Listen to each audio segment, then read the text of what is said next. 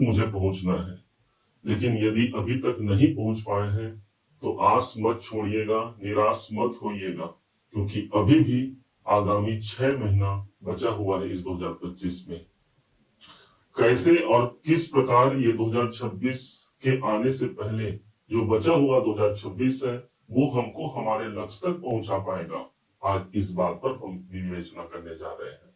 वो संदेश हम लेकर के आए हैं जो इस 2025 के शुरुआती समय पर जो हमको प्राप्त नहीं हुआ, वो कैसे एक सुखद परिणाम में तब्दील हो पाएगा, आज वो संदेश आप तक हम पहुंचाने जा रहे हैं। 4 ग्रहों को हम सबसे ज्यादा मजबूती से देखते हैं, जिनका असर हमारे जीवन पर लंबे अवधि तक होता है, और इसी कारण से हमने यहाँ पर सिर्फ और सिर्फ 4 ग्रहों को लिया है। एक तो देवगुरु बृहस्पति, शनि, राहु और केतु। अभी तक जो आपने देखा था कि मार्च महीने में शनि का गोचर परिवर्तन, राहु का गोचर परिवर्तन मई में, केतु भी आ गए थे मई में, और इस प्रकार से देवगुरु बृहस्पति का भी गोचर परिवर्तन हो चुका है। अब वास्तव में कहा जाए तो ये ग्रह अपना परिणाम हमें मजबूती से प्रदान करने जा रहे हैं। कहा क्या कब होगा, इन सब बारीकों को अब बड़े ध्यान से समझिएगा, क्योंकि ये आधा साल हमारे लिए बेमिसाल होने जा रहा है। एक घर तो ऐसा भी होगा इस समय पर जहां पर चारों ग्रहों का प्रभाव किसी एक घर पर सबसे ज्यादा मजबूती से मिलेगी, और वो स्थान हमारे भाग्य की जागृति के लिए सबसे ज्यादा उपयुक्तता रखता है।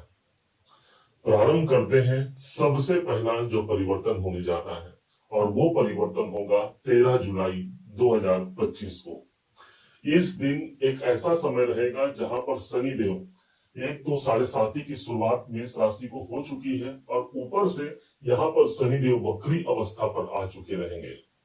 13 जुलाई को जैसे ये वक्री की स्थिति पर आते हैं, इनका प्रभाव एक घर पीछे भी मिलने लगेगा। द्वादश भाव पर उपस्थित होकर एक घर पीछे का परिणाम शनिदेव प्रदान करेंगे। स्वयं 12वें घर पर है, इसलिए खर्चों की अधिकता या फिर बड़ी इन्वेस्टमेंट की अधिकता स्वाभाविकता से आगे बढ़ेगी। खर्चों की अधिकता हमने इसलिए कहा क्योंकि द्वादश भाव हमारे खर्चों का होता है। अब आपके ऊपर है ये कि आप उस खर्चे को आप किसी ऐसे कार्य पर लगा सकते हैं जो आपके लिए एक आगे चल करके एक सुनियोजित ढंग से आपके लिए सफलता या आपको धन दे जाए, अर्थात निवेश के रूप में निवेशित करने का ये समय रहेगा। आप ऐसा भी मान सकते हैं कि शनि का वक्री अवस्था पर आना आपके लिए 7.5 से मुक्ति का समय होगा, क्योंकि जब ये अपने से 11वें घर पर थे आपके राशि से, तब आपको कोई 7.5 नहीं थी। जैसे ही इन्होंने शनि का गोचर आपके द्वितीय भाव पर होता है, 7.5 की शुरुआत हो जाती है, और इस समय पर शनि वक्री होने के कारण वही एक माहौल देखने को मिल सकता है, अर्थात कर्मों की पुनरावृत्ति का ये समय होगा, जहां पर पुराने कोई छूटे हुए कार्य आप पूरा फिर से आगे बढ़ा सकते हैं। क्योंकि 12वें घर से वक्री होकर के लाभ भाव को दृष्टि प्रदान करेंगे या वहां पर उनका संबंध स्थापित होगा, इसलिए बड़े लाभ का अवसर यही शनि वक्री अवस्था पर निकाल करके दे जाएगा 28 नवंबर सन 2025 तक। अब इसी समय पर शनि के नक्षत्रों पर चलते हैं। देखेंगे हम 2 अक्टूबर तक शनि उत्तरा भाद्रपद नक्षत्र पे रहेंगे, मतलब शनि अपने ही नक्षत्र पर इस समय पर विद्यमान है। और जैसे ही 2 अक्टूबर से अगला डेट आता है 3 अक्टूबर को, यही शनिदेव एक ऐसे नक्षत्र पर आ जाएंगे जो है रेवती नक्षत्र, और इस रेवती नक्षत्र के जो स्वामी होते हैं, जो मालिक होते हैं, वो बुध होते हैं। अब देखिए बुध का प्रभाव कुंडली में आपके अपने गोचर चक्र में कहाँ है, तो बुध आपके पराक्रम के स्वामी है और छठे भाव के स्वामी है। इसलिए इस समय पर यही शनि हमको ऐसा फल प्रदान करेगा जहां पर हमारे साहस की अभिवृद्धि होगी, हम अपने कॉन्फिडेंस से अपने रुके हुए कार्य को आगे बढ़ा पाएंगे। छठा भाव आपके जॉब का है, आपके नौकरी का है, इसलिए नौकरी में कोई परिवर्तन का योग सबसे ज्यादा प्रभावी रहेगा। क्यों? क्योंकि शनिदेव स्वयं 12वें घर पर है, जो बदलाव का है, जो ट्रांसफर का है, और छठा घर आपके जॉब का है। तो यदि कोई परिवर्तन चाहते हैं, कोई बदलाव चाहते हैं, तो ये समय एक पॉजिटिव समय रहेगा, आपके लिए निकाल कर आपको दे जाएगा। इसके अलावा अगले ग्रह पर आते हैं, और वो ग्रह है हमारा देवगुरु बृहस्पति। मेष राशि के सबसे बड़े योग कारक ग्रहों में से एक होते हैं देवगुरु बृहस्पति। ईश्वर का पर्याय हम इसी देवगुरु बृहस्पति को मानते हैं और यही गुरु तीसरे भाव पर अपना प्रभाव जमा करके बैठे हैं। जैसे ही एक डेट आता है और वो डेट होगा ठीक 18 अक्टूबर। 18 अक्टूबर से लेकर के 5 दिसंबर तक यही देवगुरु बृहस्पति एक घर आगे प्रवेश कर जाएंगे, जो है मेष राशि का चतुर्थ भाव। और चतुर्थ भाव पर जब यहाँ गुरु आते हैं तो इस भाव पर गुरुदेव उच्च के हो जाते हैं। अब एक पंच महापुरुष राजयोगों में एक राजयोग बन गया और वो है हंस राजयोग। हंस राजयोग की अभिवृद्धि हमको देखने को मिलेगी हमारे 4th हाउस में, जिसके कारण सुख सौभाग्य की वृद्धि होना, क्योंकि ये भाग्य से भाग्य की उन्नति होना। देवगुरु बृहस्पति एक ऐसे ग्रह इस समय पर विद्यमान होंगे जिनकी दृष्टि हमारे कर्म क्षेत्र पर, इनकी 10वीं दृष्टि भी इस समय पर सबसे ज्यादा प्रभावी रहेगी और मानी जाती है देवगुरु की बृहस्पति की दृष्टि समृद्धि कारक और गंगा जल के समान पवित्रता रखती है। यही देवगुरु बृहस्पति की जो अगली दृष्टि प्राप्त होगी ये कहीं और नहीं शनि के पास प्राप्त होगी। अर्थात देवगुरु बृहस्पति को हम भाग्य मानते हैं और शनि हमारा कर्म क्षेत्र है। इस समय पर हमको भाग्य और कर्म दोनों का समावेश हमको हमारे जीवन पर देखने को मिलेगा, जिसके माध्यम से हम कोई कार्य करते हैं, हमारा मेहनत रंग आता है, ईश्वर की कृपा हमको प्राप्त होती है। क्योंकि देवगुरु बृहस्पति के पास 12वें घर का दायित्व भी है और उस गुरु की दृष्टि शनि के ऊपर पड़ेगी, इसलिए डायरेक्ट कनेक्शन इनका 12वें घर से भी बनेगा। जो मेडिटेशन करते हैं, ध्यान करते हैं, जो ईश्वर तत्व की प्राप्ति करना चाहते हैं, उनके लिए भी ये गुरु देवता सौभाग्यशाली ग्रह निकलकर सामने आएंगे। अगले ग्रह के ऊपर चलते हैं और वो है राहु। सबसे ज्यादा प्रभावी ग्रह राहु। राहु जब भी गोचर में 11वें घर पर उपस्थित होता है, एक ऐसा गोचर है जहां पर राहु को वो स्वतंत्रता प्राप्त हो गई, अर्थात हमको वो स्वतंत्रता प्राप्त हो गई जो हम करना चाहें वो कर सकते हैं। ध्यान रखिएगा 11वां घर इच्छाओं की पूर्ति का होता है और राहु स्वयं इच्छा के कारक ग्रह माने जाते हैं। इसलिए जो हमारे ड्रीम है, जो हमारे डिजायर है, उन सबको राहु हम तक जोड़ पाएगा जो 11वें भाव पर उपस्थित रहेंगे।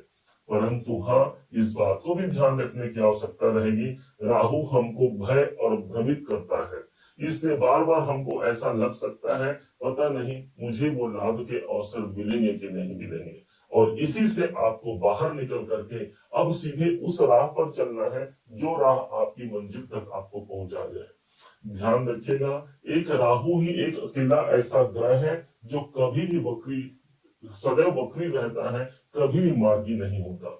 और इस कारण से इस राहु के पास वो साम्राज्य है जो इस समय पर कुंभ राशि पर विद्यमान है, अपने मित्र शनि के घर पर विद्यमान है।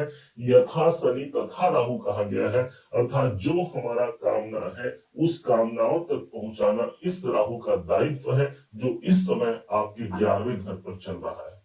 परंतु एक मन में आपके विचार आ रहा होगा कि भाई 18 मई से राहु जब आए हुए हैं 11वें घर पे, तो हमें इनकम क्यों नहीं निकल के सामने आ रहा है? तो इसका उत्तर यही है कि राहु देव अभी पूर्वा भाद्रपद नक्षत्र पर अपना संचरण लगाए हुए हैं और पूर्वा भाद्रपद नक्षत्र के जो स्वामी होते हैं वो होते हैं देवगुरु बृहस्पति। बता दें आपको कि राहु का संबंध देवगुरु बृहस्पति के संग बहुत मधुर नहीं है। एक तरफ राहु तो दानव है ना, और इस हिसाब से उसे एक ऐसी भोजन की आवश्यकता है जो देवगुरु बृहस्पति एक ब्राह्मण नहीं कर सकता, और यही अनुकूलता राहु के पास प्राप्त नहीं है। और जब एक डेट आता है इसी नवंबर के महीने में आएगा, जो बचे हुए आधे साल में आएगा, वो है 23 नवंबर, और 23 नवंबर को ही यही राहु देव पुनः फिर से उत्तर भाद्रपद नक्षत्र पर प्रवेश कर जाएंगे, और इस नक्षत्र के स्वामी होते हैं शनि। जो अगर देखा जाए तो इस समय पर दो तरफ से इनके ऊपर शनि का प्रभाव आएगा। जिस राशि पर बैठे हैं वो भी शनि की राशि, और जिस नक्षत्र पर होंगे वो भी शनि का नक्षत्र होगा। शनि हमारा कैरियर है तो राहु 10x करता है किसी इवेंट को, अर्थात हमारे कैरियर में 10 गुना वृद्धि करने का योग हमारे गोचर पर विद्यमान होगा। अब हमको करना है, हमको उठ करके अपने कार्य पर चलना है। जिस लक्ष्य तक पहुंचने के लिए हमने अपना धैर्य लगाया, अपना समय लगाया, वो अभी प्राप्त नहीं हुआ, तो अभी बचे हुए आधे साल में बहुत कुछ बाकी है। इस बात को ध्यान रखिएगा। देनदार कोई और है, भेजत जो दिन रैन, लोग भरम हम पर करें, ताको नीचे न। देने वाला सब जानता है कब किसको क्या देना है।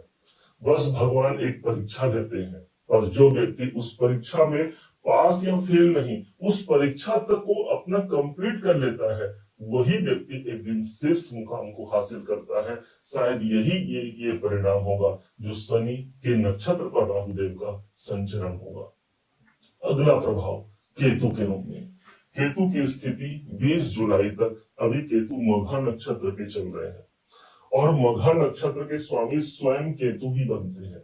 अब जैसे ही 20 जुलाई का डेट आता है, यहीं पर केतु देव अब पूरे अंतिम समय, अर्थात जब तक इनका गोचर रहेगा मार्च 2025 तक, तब तक ये पहुंच जाएंगे पूर्वा फाल्गुनी नक्षत्र पर, और इनके चारों चरणों पर अपना संचरण करेंगे। और ये जो नक्षत्र होगा, ये शुक्र का नक्षत्र है। अब शुक्र के नक्षत्र पर केतु का संबंध कैसा होगा, तो ध्यान देंगे। केतु स्वयं एक दानव ग्रह माना गया है, और शुक्र को हम दानव गुरु शुक्राचार्य कहते हैं। और इसलिए केतु इस समय पर, जब 20 जुलाई का डेट आता है, तब से लेकर के मार्च तक शुक्र का प्रभाव ज्यादा मजबूती से देंगे। क्योंकि ज्योतिष के अनुसार कोई ग्रह अपने नक्षत्रों का परिणाम ज्यादा मजबूती से देता है। पंचम भाव पर केतु देव है, आध्यात्मिक प्रगति हमारी बढ़नी है। पंचम भाव पर केतु देव है, हम बहुत इंटरनल इस समय पर सोच पाएंगे, आत्मज्ञान की वृद्धि होगी, ये केतु का प्रभाव होगा।